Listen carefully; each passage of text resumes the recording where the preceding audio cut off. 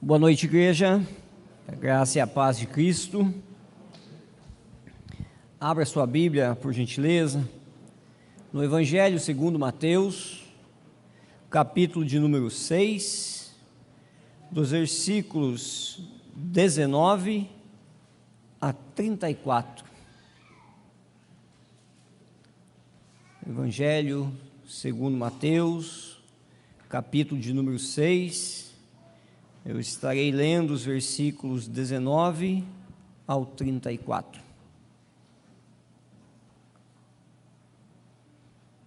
Diz assim a palavra do Senhor: Não acumulem tesouros sobre a terra, onde as traças e a ferrugem corroem e onde ladrões escavam e roubam.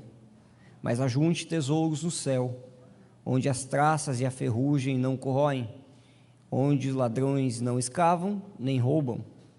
Porque onde estiver o seu tesouro, aí estará também o seu coração. Os olhos são a lâmpada do corpo. Se os seus olhos forem bons, todo o seu corpo será cheio de luz. Se, porém, os seus olhos forem maus, todo o seu corpo estará em trevas. Portanto, se a luz que existe em você são trevas, que grandes trevas serão. Ninguém pode servir a dois senhores, porque ou irá odiar um e amar o outro, ou irá se dedicar a um e desprezar o outro. Vocês não podem servir a Deus e às riquezas. Por isso, digo a vocês, não se preocupem com a sua vida, enquanto ao que irão comer ou beber, nem com o corpo, quanto ao que irão vestir. Não é a vida mais do que o alimento e não é o corpo mais do que as roupas? Observe as aves do céu, que não semeiam, não colhem, nem ajuntam em celeiros. No entanto, o Pai de vocês, que está no céu, as sustenta. Será que vocês não valem muito mais do que as aves? Quem de vocês, por mais que se preocupe, pode acrescentar um côvado ao curso da sua vida? E por que se preocupam com o que vão vestir? Observem como crescem os lírios do campo. Eles não trabalham, nem fiam. Eu, porém, afirmo a vocês que nem Salomão, em toda a sua glória, se vestiu como qualquer deles. Ora, se Deus veste assim a erva do campo, que hoje existe e amanhã é lançada no forno, não fará muito mais por vocês, homens de pequena fé? Portanto, não se preocupem dizendo: que comeremos, que beberemos, ou com que nos vestiremos? Porque os gentios é que procuram todas estas coisas. O Pai de vocês, que está no céu, sabe que vocês precisam de todas elas. Mas busquem em primeiro lugar o reino de Deus e a sua justiça, e todas estas coisas lhes serão acrescentadas. Portanto, não se preocupem com o dia de amanhã, pois o amanhã trará os seus cuidados. Basta ao dia o seu próprio mal. Oremos. Amado Deus, nós te louvamos por tudo que o Senhor tem realizado em nossas vidas. Te louvamos por quem o Senhor é, porque o Senhor é o nosso Deus. Te louvamos, ó Deus, porque estamos reunidos na Tua casa e temos o livre acesso à Tua palavra. Te louvamos, ó Pai, porque juntos acabamos de louvar o Teu nome, engrandecer o Teu nome. Mas agora, Senhor, nesse tempo de aprendizado da Tua palavra, nesse tempo da pregação da Tua palavra, nós pedimos o Seu auxílio, nós pedimos o Seu cuidado, a Sua direção, ó Deus, para que o Senhor ministre em nossas vidas. Primeiramente, eu peço por mim, para que eu não venha aqui, ó Deus, falar nada do meu coração, mas sim que eu venha ministrar tão somente aquilo que o Senhor ministrou no meu coração. Por isso, Senhor, eu busco no Senhor toda a direção, toda unção do Senhor, mas peço também pelos meus irmãos, pelas minhas irmãs que aqui estão, que da mesma forma o Senhor ministre agora em seus corações, para que eles, ó Deus, atentamente escutem mas não só escutem e venham a praticar também aquilo que o Senhor deseja, segundo a tua palavra. Em nome de Jesus. Amém. Amém.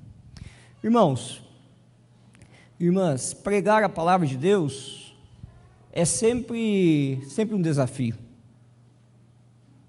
E nós, pastores, você, de repente, que já ministrou a palavra de Deus, poderia listar muitos desses desafios.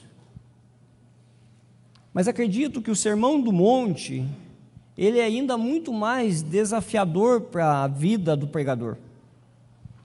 E ele é muito mais desafiador para a vida do pregador por 3 razões muito básicas que eu gostaria aqui de expor a vocês. A primeira, porque não são apenas palavras sobre Deus, e aqui eu não estou negando, aqui eu não estou de forma nenhuma dizendo que as demais cartas, os demais livros da Bíblia não têm o mesmo peso de inspiração de Deus, não estou dizendo isso, mas o que eu quero dizer aqui, que aqui estão as palavras que vêm da boca do próprio Deus, do Senhor Jesus Cristo. E Mateus, então, atentamente ouviu essas palavras e colocou no papel. Então esse é o primeiro desafio. Palavras do próprio Deus encarnado, palavras que foram dirigidas aos discípulos do Deus encarnado, do nosso Senhor Jesus Cristo, a segunda pessoa da Trindade. Segundo, por serem palavras proferidas diretamente por Jesus, são verdades eternas inquestionáveis? Sim, como todo o conteúdo bíblico, como os demais livros da Bíblia. Mas eu digo isso porque num contexto no qual tudo é relativo, de repente nós precisamos olhar para esse texto e para o Sermão do Monte, que aqui jamais alguém poderia ousar dizer que é relativo, porque é o próprio Deus proferindo essas palavras, é o próprio Deus dizendo, é o próprio Deus falando. É importante então afirmar isso, porque nessa sociedade relativista, onde tudo às vezes pode ser aceito somente como um conselho, como uma sugestão, aqui não. Jesus estabelece, Jesus orienta, Jesus ordena. E o terceiro desafio é porque o Sermão do Monte, na realidade, ele traz um novo sentido para a vida. Ele ressignifica completamente a vida humana. Jesus, então, quando pregava o Sermão do Monte, atenciosamente aqueles que estavam ao seu redor ouviam um novo sentido para a vida, um sentido agora sim ministrado pelo próprio Deus. E quando nós pensamos na ressignificação da vida a partir do Sermão do Monte, meus irmãos, nós não estamos diante de algo qualquer, mas nós estamos diante realmente de questões que nos remetem a desafios complexos do coração, da vida, de quem nós somos e do que o Senhor deseja de nós. Portanto, esses são os 3 principais desafios de pregar no contexto do Sermão do Monte. E nesse texto específico, o qual nós acabamos de ler, do capítulo 6, dos versículos 19 a 34, Jesus está apontando aos ouvintes algo de muito valor, como os demais ensinos, mas ele deseja que os seus ouvintes escutem e não vivam dessa forma. Por que eu digo não vivam dessa forma? Porque na realidade nós vamos trabalhar aqui, nós vamos pensar no texto o qual foi lido, 3 imperativos negativos, aonde o Senhor Jesus diz não, com vocês não são assim. Vocês que me seguem, vocês que me ouvem, vocês que agora foram transformados, vocês não agem assim. Vocês não fazem como os demais. Então, esses imperativos negativos são: não acumulem riquezas, o primeiro; não se preocupem com a própria vida, o segundo; e o terceiro, não se preocupem com o amanhã.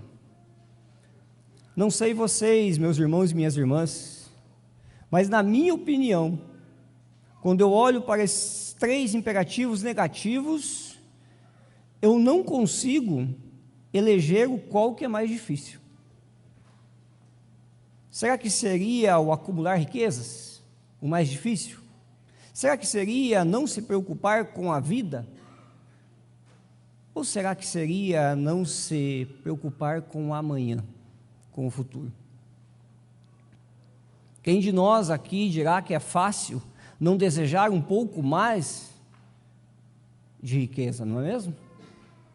Quem de nós aqui seria ousado em dizer que para a nossa sociedade, para o meio, para o nosso contexto, para a nossa cultura, isso não tem valor, isso não tem importância de alcançar mais riqueza, de acumular mais riquezas, para ter um pouco mais de conforto, para ter um pouco mais de segurança, para ter um pouco mais de respiro para o próximo mês? Quem de nós aqui teria a ousadia de afirmar que não se preocupa com a própria vida? Você teria coragem de dizer que não se preocupa com a sua própria vida? Você seria ousado dessa forma? Provavelmente uma pessoa que diga eu não me preocupo com a minha própria vida, ela é passível de ser taxada de uma pessoa alienada da realidade, não é mesmo? E o que dizer do último imperativo negativo? Não se preocupem com o amanhã. Todos nós somos tomados por algum grau de ansiedade pelo dia de amanhã, não é mesmo? Alguns com mais intensidade, outros com menos intensidade. Mas todos nós, de alguma forma, em algum grau, somos tomados por algum tipo de ansiedade. Por isso, o Sermão do Monte, ele é desafiador, não só para a vida do pregador, mas para a vida dos ouvintes, como foi no tempo do Senhor Jesus, quando ele proferiu essas palavras, como foi em todo o tempo no qual essa palavra escrita, inspirada por Deus, tem sido ministrada ao longo da história, e como também eu creio que será desafiadora para as nossas vidas no dia de hoje, principalmente quando se fala em riquezas, principalmente quando se fala em preocupação, e principalmente quando se fala no dia de amanhã. Portanto, o meu tema desta noite, e prometo que não vou tomar muito seu tempo, mas o meu tema para essa noite é ressignificando a vida a partir das palavras de Jesus, trazendo sentido para a vida a partir das palavras de Jesus. E a primeira questão que nós nos deparamos no texto é exatamente: não acumulem tesouros sobre a terra, onde as traças e a ferrugem corroem e onde ladrões escavam e roubam. Nós não precisamos ser estudiosos, nós não precisamos ser pessoas muito entendidas na área da sociologia para perceber realmente, constatar de uma forma muito clara que a prioridade da nossa sociedade, o que é? É o ter, e ter um pouco mais, e mais ainda. Esse é o ritmo da nossa sociedade. É nesse caminho que a nossa sociedade anda, se estabelece todos os dias. Meus irmãos, Em momento algum, as Sagradas Escrituras condenam ou recriminam o ganho honesto de recursos. Em momento algum, as Sagradas Escrituras condenam aqueles que de repente têm alguma prosperidade abundante. Mesmo que a nossa cultura ainda tenha alguns requisitos, né, de raízes da religião católica romana, onde a pobreza é uma virtude e a riqueza ela é demonizada. Mesmo nessa sociedade, mesmo com essa consciência muitas vezes ainda, mas tudo isso não tem amparo nas Escrituras. A pergunta-chave aqui, diante do acúmulo de riquezas, o qual o Senhor Jesus diz: não acumulem. Não acumulem. A grande pergunta-chave aqui é o seguinte: aonde está Deus nas riquezas?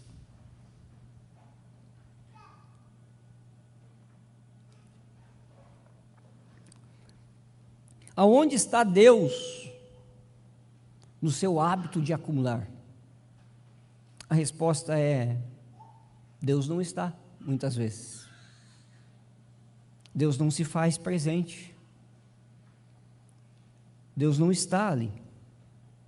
Para alguns cristãos não basta Deus somente não estar. Mas percebam também aquilo que nós dizemos dos movimentos religiosos, mas principalmente do movimento evangélico no nosso contexto hoje. Deus não só não está nas riquezas, mas como também Deus se tornou um patrocinador da riqueza. Não é isso? É aquele que patrocina a riqueza. É o Deus que me abençoa, é o Deus que faz com que eu prospere, mas na realidade Deus não está ali. E ainda, se der alguma coisa errada, a culpa é de quem? De Deus. Não é assim muitas vezes?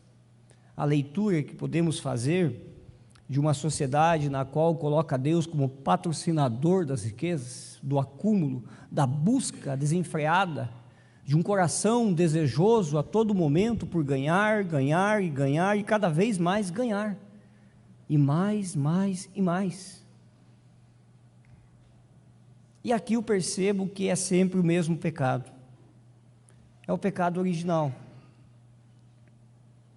Um coração insatisfeito, um coração desconfiado, um coração inseguro, com relação de quem é o Senhor, de quem é Deus.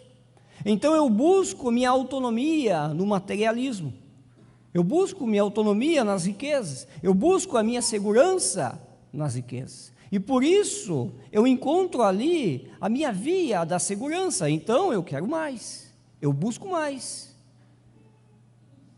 eu dedico a minha vida mais a isso.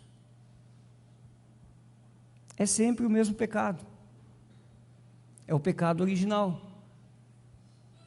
da falta de contentamento de quem Deus é, da falta de segurança de quem Deus é. Então eu busco acumular tesouros sobre a terra. Mas Jesus, como eu disse, ele traz um novo significado para a vida. Jesus vai dizer: não dediquem a vida ao acúmulo de tesouros nessa terra. Não tenham esse objetivo último da sua existência. O que o Senhor Jesus está dizendo é que aqui há um risco muito grande de se viver apenas em busca das riquezas.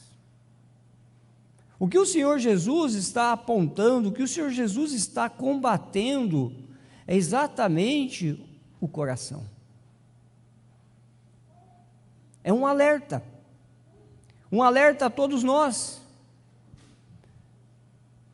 Dedicar-se como último objetivo, tão somente em ganhar mais, em ter mais, em aproveitar melhor a vida a partir das riquezas, ou não só riquezas, aqui eu gostaria de abrir um parênteses, mas gastar o tempo, gastar a energia, utilizar-se de relacionamentos, dons, talentos, tão somente para buscar a riqueza. O Senhor Jesus está dizendo, não é por aí. Não é por aí. Primeiro, por quê? Porque essa ideia ela é utópica. Ela não passa de um sonho que jamais será alcançado. Porque ela não está centrada na vontade de Deus. Segundo, porque o Senhor Jesus diz que isso pode ser tirado de você a qualquer momento. A traça e a ferrugem corroem, ladrões escavam e roubam. Mas então, pastor, o Senhor Jesus está dizendo claramente, não acumulem tesouros sobre a terra. Esse é o alerta, esse é o imperativo negativo, sim. Mas qual seria a saída? Para que eu venha lidar muito bem com as minhas posses, para que eu venha lidar muito bem com o meu dinheiro.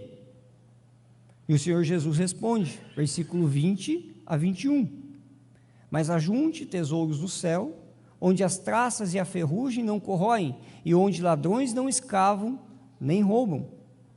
Por quê? Onde estiver o seu tesouro, aí estará também o seu coração. A saída, a alternativa, a direção que o Senhor Jesus nos dá é a generosidade. Portanto, quem sabe nesse momento você já trouxe à sua mente a seguinte questão: hoje o assunto é dinheiro, não é mesmo?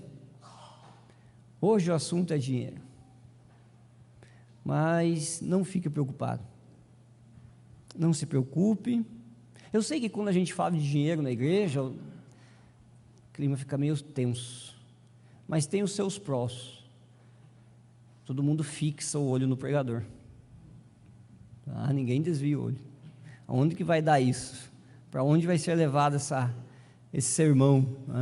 Mas eu digo para você, não se preocupe, porque o que nós estamos tratando aqui na realidade é muito mais do que dinheiro, vai muito além disso.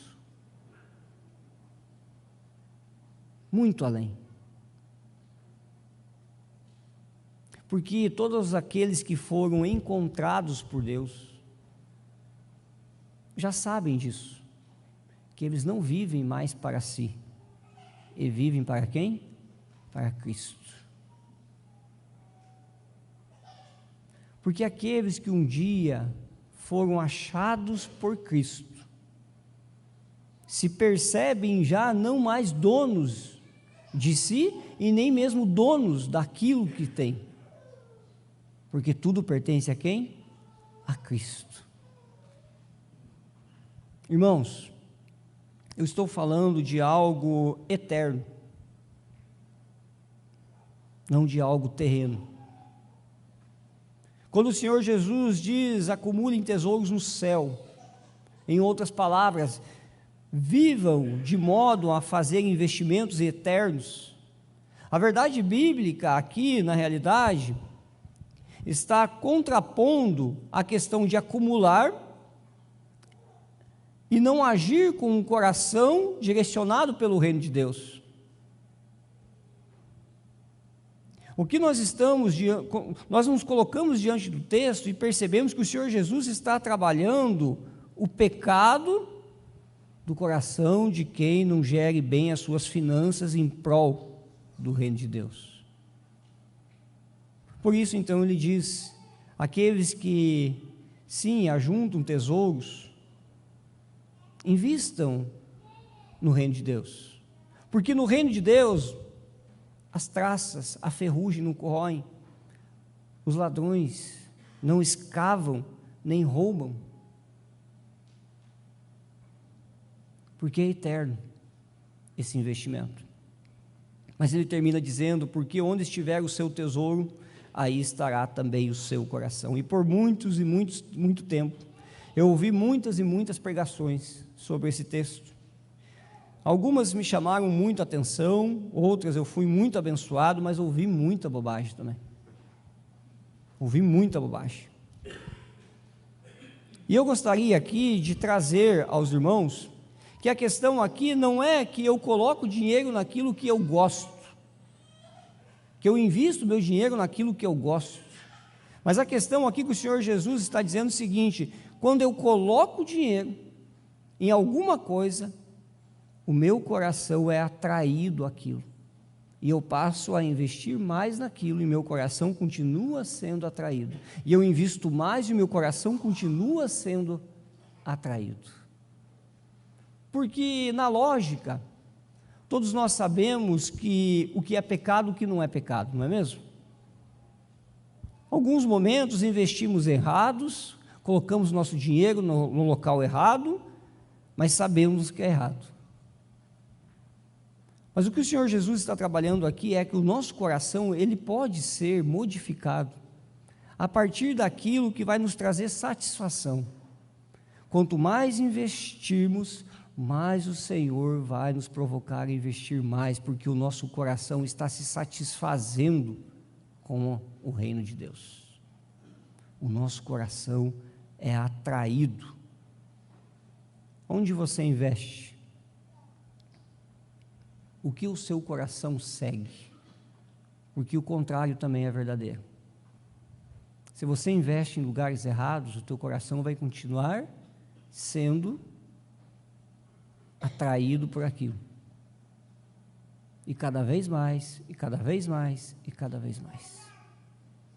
Essa é a lógica do que o Senhor Jesus nos diz: aonde estiver o seu tesouro, ali estará também o seu coração. Por isso, a generosidade, ela é o remédio contra o materialismo. Mas na sequência do texto, o texto vai nos dizer o seguinte, sobre olhos bons e sobre olhos maus, e na direção ainda do acúmulo de riqueza,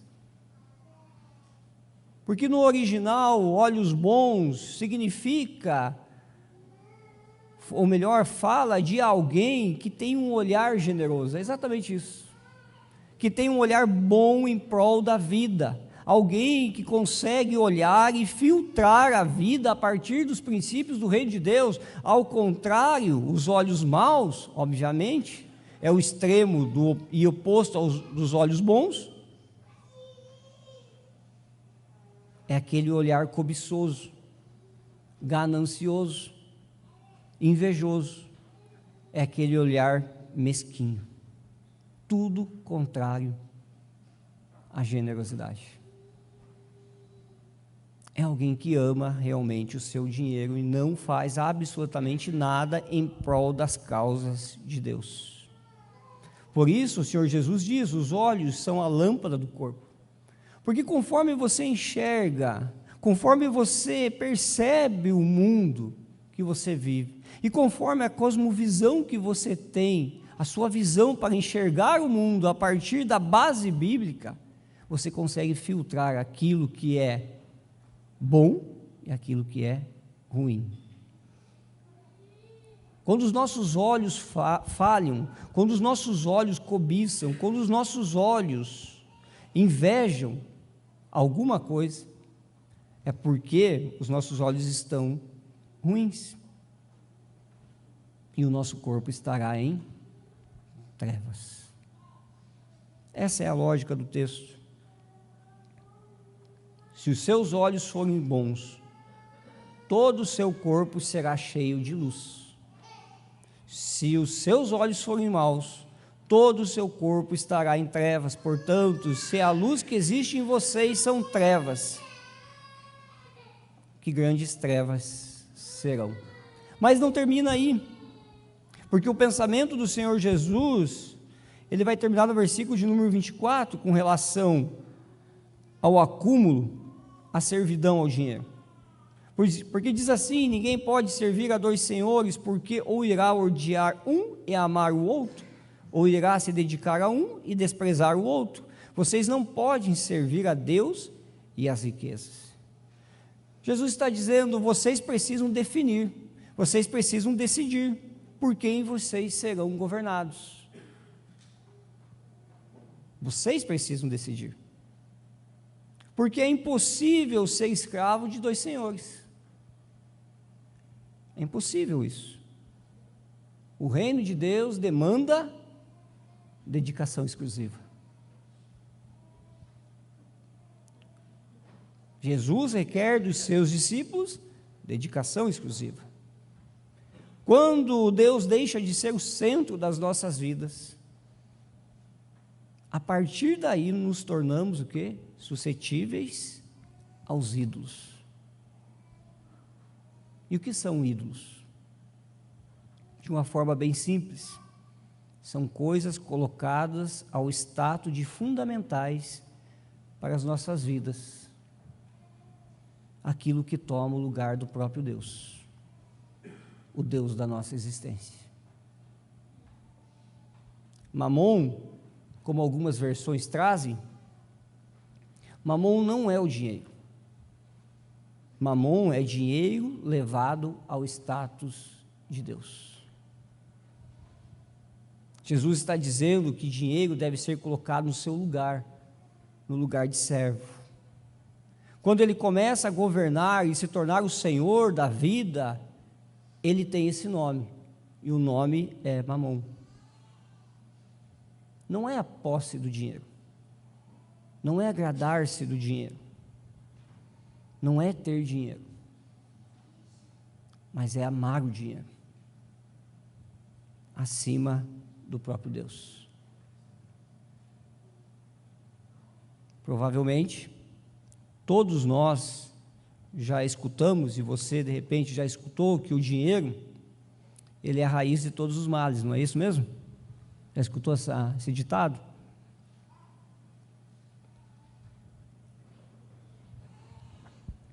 E é verdade. Tem gente que sofre de insônia porque está pensando em dinheiro. Tem gente que não consegue se relacionar com os outros. Por quê? Porque precisa tirar algum proveito. Tem gente que a todo momento está na defensiva. Por quê? Porque sempre acha que vai ser passado para trás. Tem gente que estabelece vínculos, amizades a partir da conta bancária, a partir do carro que dirige ou da casa que tem. Se você se sacrifica pelo dinheiro, mas não se coloca na causa do Senhor Jesus, pelo reino de Deus, não se engane, o seu Deus é o dinheiro. E a saída, a resposta que o Senhor Jesus nos oferece, diante do imperativo negativo, não acumulem, sejam generosos, porque o seu coração vai ser atraído pelos princípios e valores de Deus, em resposta ao próprio Deus. O segundo imperativo negativo fala sobre preocupação, porque o Senhor Jesus vem construindo o seu discurso, e quando chega no versículo 25, ele faz essa conexão daquilo que ele falou antes, do versículo 19 a 24, ele diz assim: por isso quer dizer o seguinte, tem uma ligação com a questão do materialismo, com a questão do acumular, com a questão dos olhos ruins, com a questão de servir dois senhores, e ele diz: por isso, não se preocupem com a sua vida. E aqui, falar de não acumular, falar sobre as riquezas, de investir no reino de Deus, ok, até vamos mudar a vida, vamos buscar isso, vamos praticar o que o Senhor Jesus está dizendo agora. O Senhor Jesus dizer para nós: não se preocupe com a própria vida. Eu acredito que você nesse momento esteja pensando assim: Senhor Jesus, é impossível, esse eu não vou conseguir cumprir. esse está muito distante de mim. Como é que eu não vou me preocupar? Se eu não me preocupar, quem vai se preocupar? Se eu não cuidar de mim, quem vai cuidar? Se eu não me amar, primeiro, quem vai me amar? Está muito em moda hoje. Primeiro eu preciso me amar, não é mesmo? Está surgindo até uma gíria. Eu preciso me mimar, é isso, né? Mulher, tudo bem, né? Agora homem dizendo, né? Deixa para lá, tá? Deixa para lá, tá? Mas é natural do ser humano. Essa é a natureza do ser humano. Ele ser egoísta, ele amar a si mesmo. Primeiramente, à frente do outro, à frente do próximo. Mas aqui o Senhor Jesus está dizendo para nós, não se preocupe. Porque Ele está dizendo assim, que a sua vida, a minha vida, a nossa vida, não depende daquilo que nós temos, daquilo que nós vivenciamos como trabalho. O que o Senhor Jesus está dizendo assim, a sua existência está sob os meus cuidados.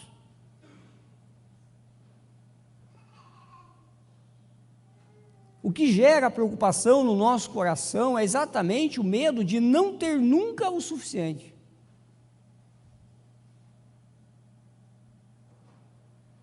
De nunca ter o suficiente no dia de hoje e no dia de amanhã. Você pode ganhar 1.000, mas você vai atrás do 2.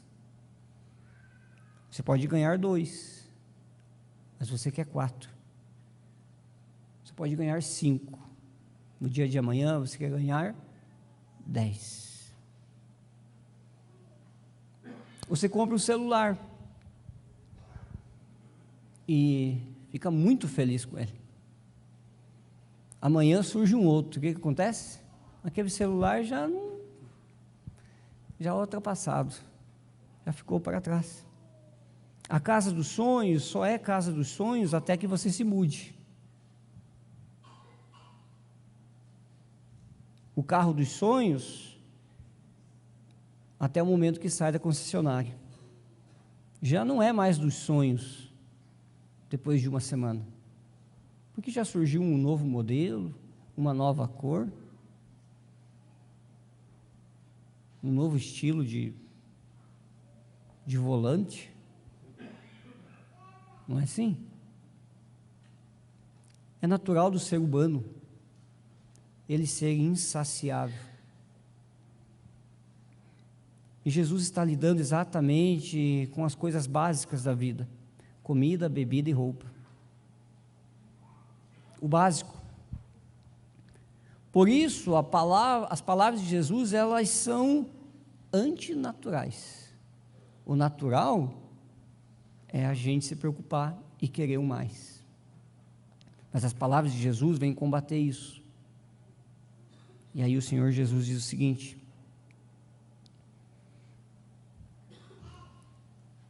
a vida é mais do que aquilo que comemos,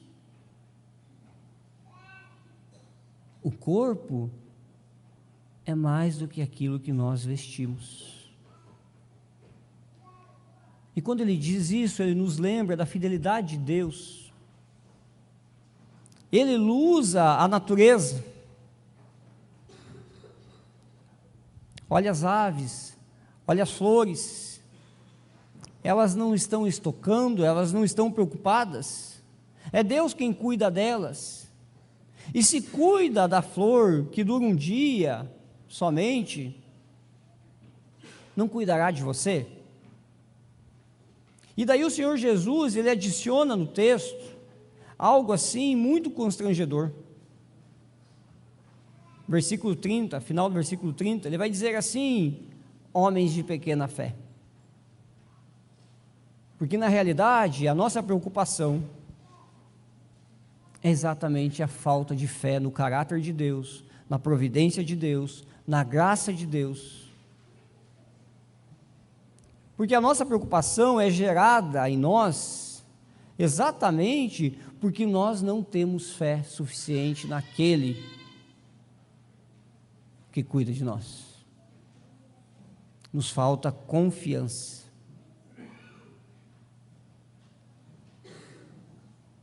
Eu acredito que o Senhor Jesus já provou o seu compromisso para conosco há muito tempo. E nem mesmo seria necessário pensar no comer, beber ou vestir. Mas Ele provou já o seu compromisso conosco no momento que Ele se entregou na cruz por nós. No momento que Ele deu a própria vida em favor de nós.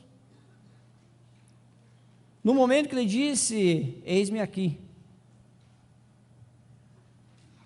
eu vou, eu encarno, eu vivo, mas eu me entrego por eles.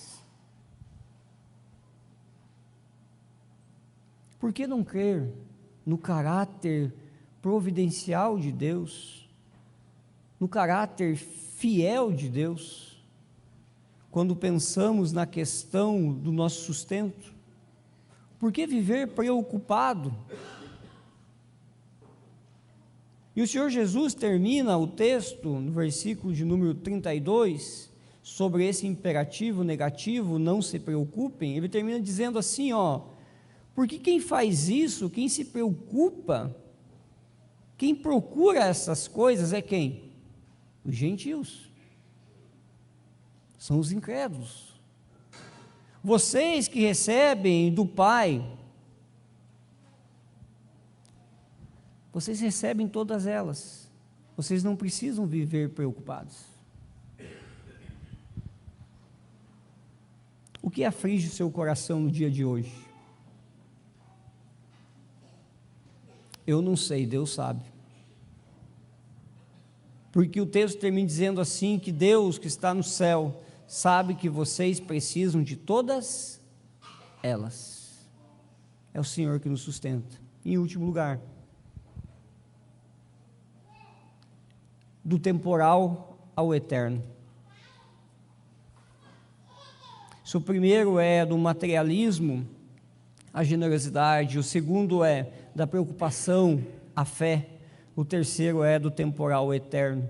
Porque o versículo de número 33 diz: mas busquem em primeiro lugar o reino de Deus e a sua justiça, e todas estas coisas lhes serão acrescentadas.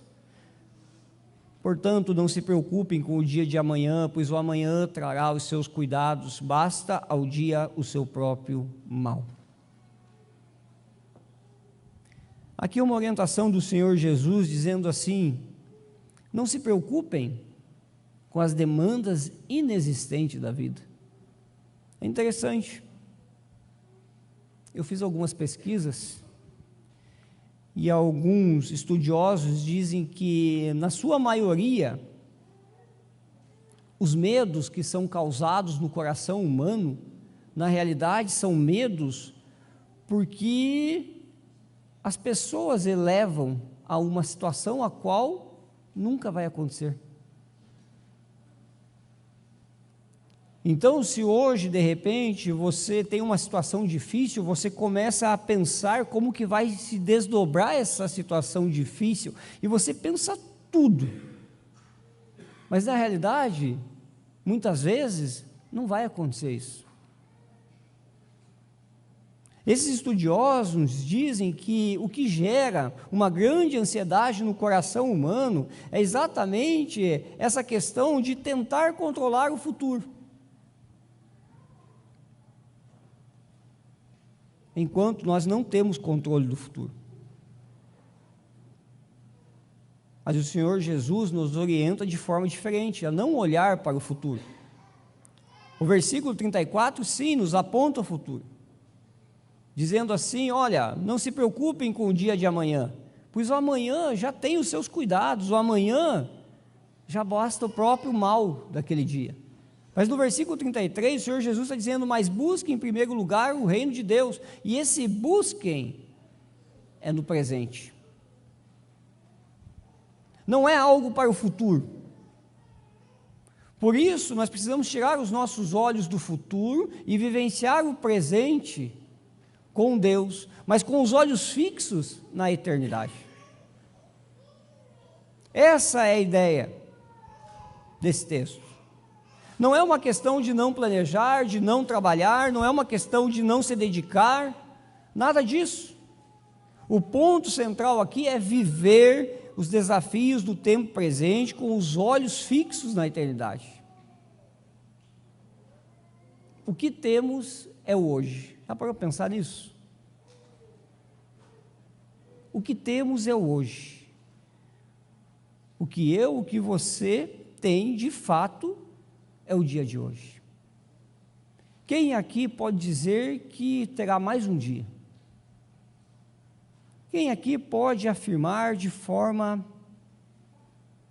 a me convencer que tem mais 10 anos de vida? Já falei muitas e muitas vezes aqui, acho que em 2, 3 momentos, sobre a brevidade da vida, e hoje nos deparamos com o texto do Salmo de número 90, que fala sobre a brevidade da vida. O que nós temos hoje é o dia de hoje. O dia de amanhã é a expectativa.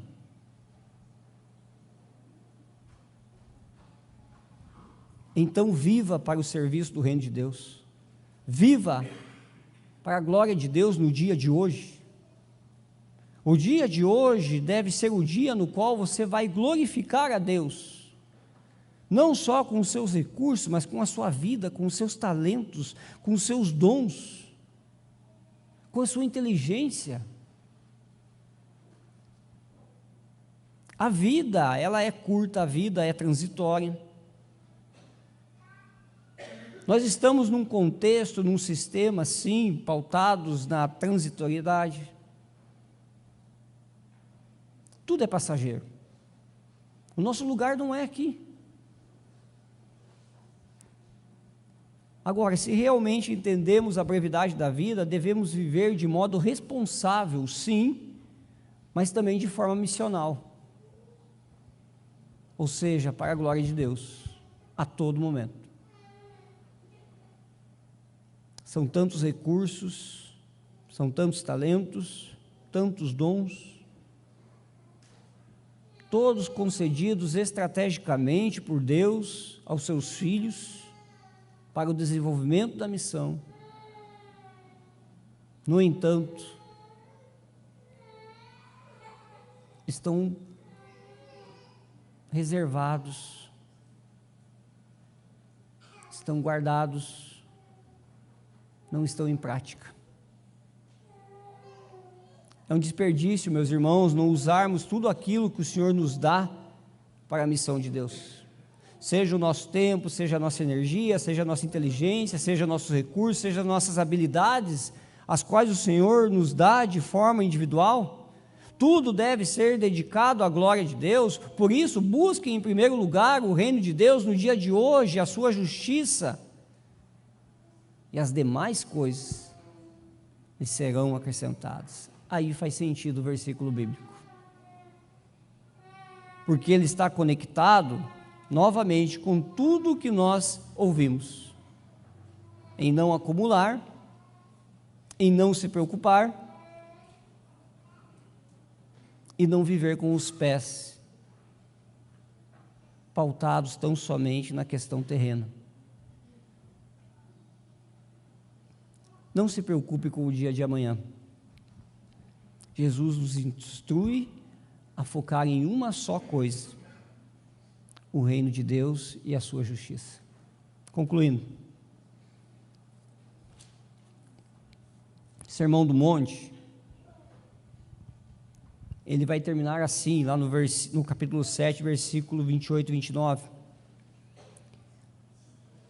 Quando Jesus acabou de proferir estas palavras, as multidões estavam maravilhadas com a sua doutrina, porque ele as ensinava como quem tem autoridade e não como os escribas. Nós temos duas opções diante do que ouvimos hoje: ficar maravilhados com o que ouvimos, ficar impactados com o que ouvimos, clamarmos ao Senhor por transformação do nosso coração, ou agirmos de uma forma bem diferente. Continuar vivendo as nossas vidas a partir daquilo que nós conquistamos, daquilo que nós temos, daquilo que nós construímos, a partir daquilo que nós temos. Deus abençoe a sua vida, que Deus ministre no seu coração e que o Senhor transforme as nossas vidas. Se coloca em pé, por gentileza.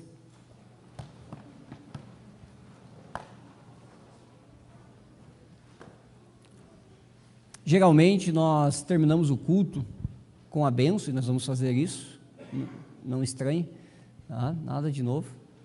Mas na realidade, ao receber a bênção, nós temos o costume de estender as mãos para frente, não é mesmo? Então nós fazemos assim.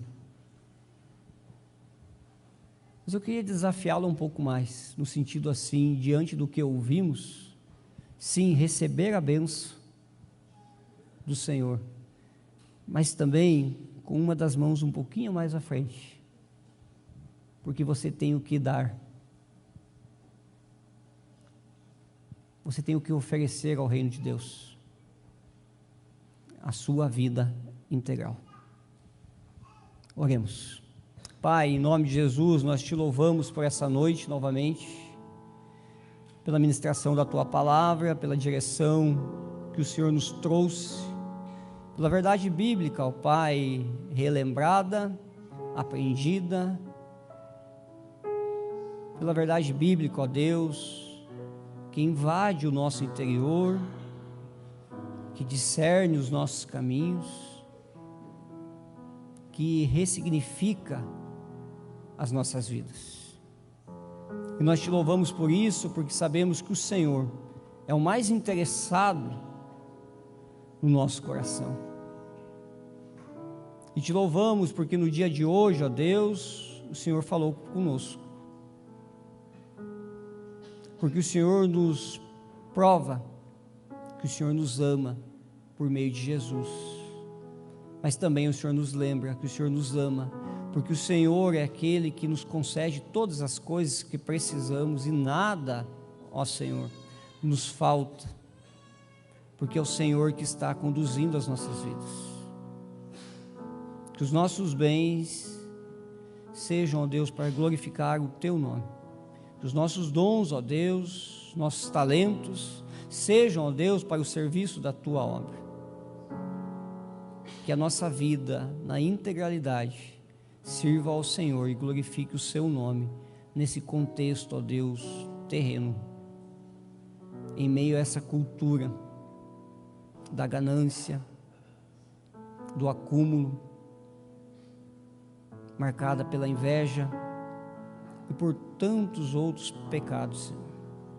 Que não venhamos, Senhor, a cometer os mesmos pecados, porque o Senhor Jesus hoje nos trouxe essas verdades a partir de imperativos, que nós não somos assim, que nós não vivemos assim, porque fomos alcançados pela sua graça, transformados pelo Senhor, e hoje, ó Pai, temos a certeza da salvação em Cristo Jesus, e assim oramos, em gratidão ao Senhor, no nome dEle. Amém.